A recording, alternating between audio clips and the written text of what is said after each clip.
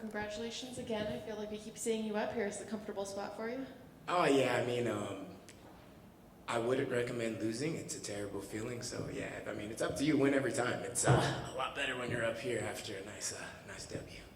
So what did you think of your performance tonight? I mean, I thought it was good. It definitely could be better. I just want to actually take a second to say thank you to CMMA and actually Chad George, happy birthday. All the guys out there that helped me get ready for this increased my wrestling, so much, and I used it a lot in this fight. And then, of course, Bryce Krause out of Rising Suns Muay Thai, Chewy out of Raw Thailand Boxing, strength and conditioning with Andy out of with Elite Smith, and Mark All Gas No Breaks. Mark Matsumoto for my biomechanics. I just got like a giant team behind me, and of course, Tracy has Maximilian Demian, Josh Jones, Fernando Vargas, all my corners and stuff that came out here to help me get ready for Tay with Subfighter, my body shop guys. It's just me out there, but this is a village behind me. Of course, shout out to Smoke and Fire. I'm gonna go eat there on Monday if you guys. It's my birthday Monday, so I'm gonna celebrate hard. Well, that's a great birthday present. Right, I was, Dana, if you want to give me a 50K bonus for my birthday, I will gladly take it. Are you going to use all of that on food? You know what? Maybe like half. So you mentioned CMMA, and a lot of fighters out of there are just heating up right now.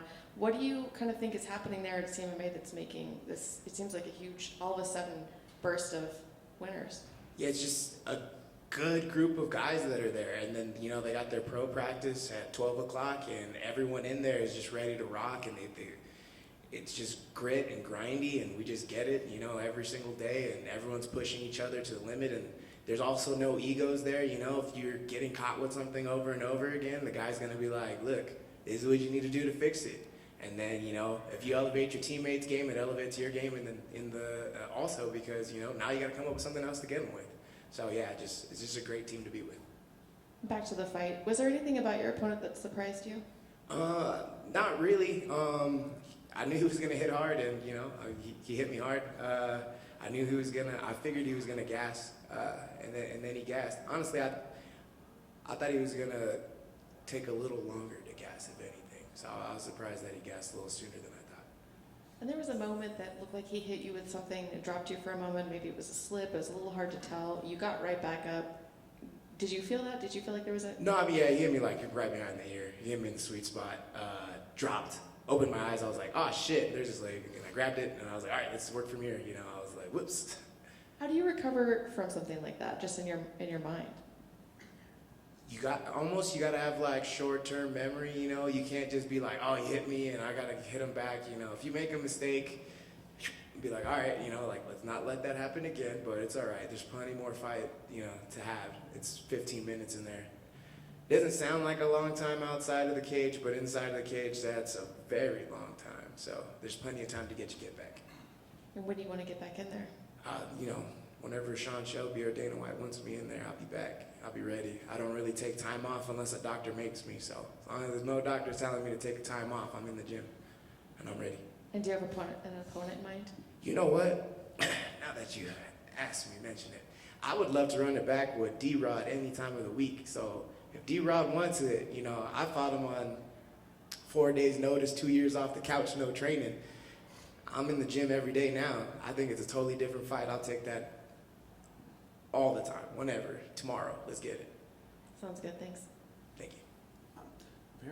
The commentary team was talking about how you're noticeably faster this fight as opposed to your last fight. Just wondering what you attribute that to.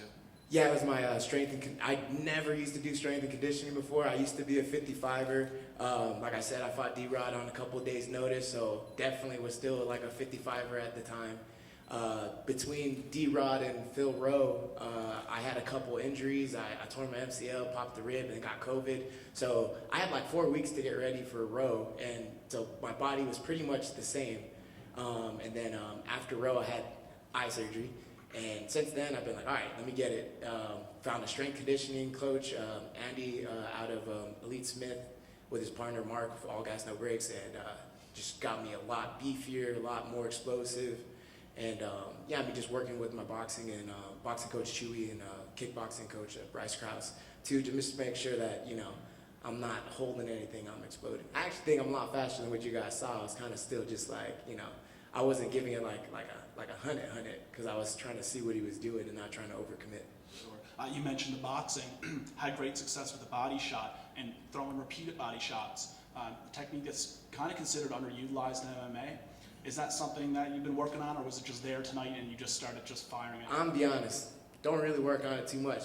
What was he was covering his face, and I was like, well, that rib looks kind of open, let me hit it there. And yeah, so I hit it once, and then he moved his head more, so I was like, oh, his face isn't still open, so let me just keep hitting him here. Did it again. I threw like 4 or 5, right? And then he dropped, and I was like, all right, let me just do a couple more and get him out of here. Thank you. Thank you. I just got one follow-up to that D-Rod one. Why D-Rod so bad? I mean, I know at one point, you know, people had credited his hands and thought he had good striking.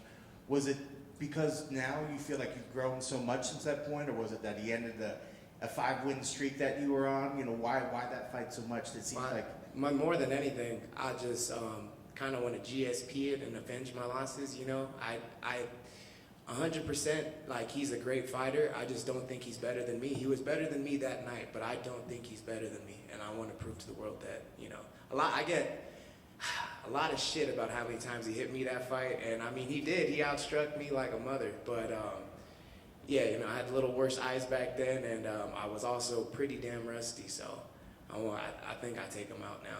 I don't think it goes past 3 rounds. Is this something that you've kind of carried with you, like into the gym for motivation? Is this one of the names, you know, like people see that Rocky montage, he's got the pictures up on the mirror.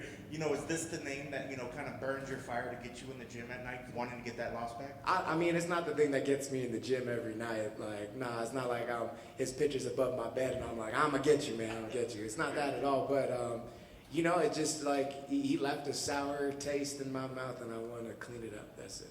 That's awesome. Thank you. Thank you guys.